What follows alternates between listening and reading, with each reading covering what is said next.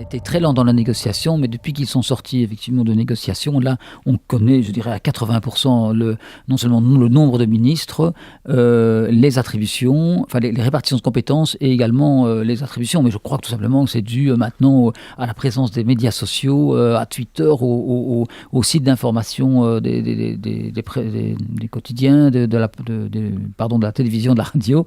Et c'est vrai que maintenant l'information va très très vite et donc voilà, certains tweeters lancent des noms, des fausses pistes qui sont corrigées par d'autres et finalement on parvient ainsi à faire un casting tout à fait rapide. Alors, tout n'est pas encore défini puisqu'Elio Di Rupo a rendez-vous à 21h avec le roi.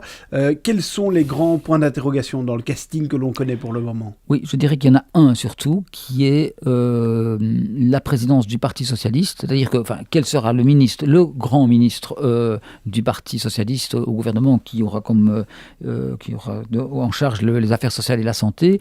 Est-ce que ce sera Paul Magnette ou Laura Tonkelings ? Et donc voilà, celui qui ne sera pas là sera, à mon avis, destiné à présider le Parti socialiste. Remarquez qu'à cette heure-ci, on n'est pas encore tout à fait certain de la formule que le Parti socialiste va retenir. Est-ce que ce sera un collège, autrement dit tous les vice-présidents, le secrétaire général et 2-3 autres personnes? Est-ce que ce sera un duo, par exemple, Paul Magnette et XY, disons, hein, ou est-ce que ce sera effectivement une seule personne, donc par exemple Laura Tonkelings ou Paul Magnette? Chaque formule a ses avantages et ses inconvénients, et je pense que le PS est en pleine réflexion actuellement.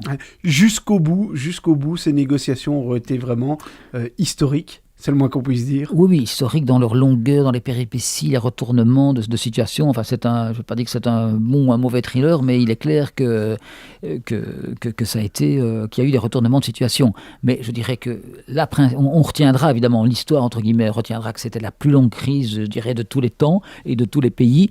Mais voilà, maintenant, je pense qu'il faut retenir que ça y est, on a un gouvernement de plein exercice, dans les heures qui suivront, et ils vont enfin pouvoir se mettre au travail, et Dieu sait s'il y en a.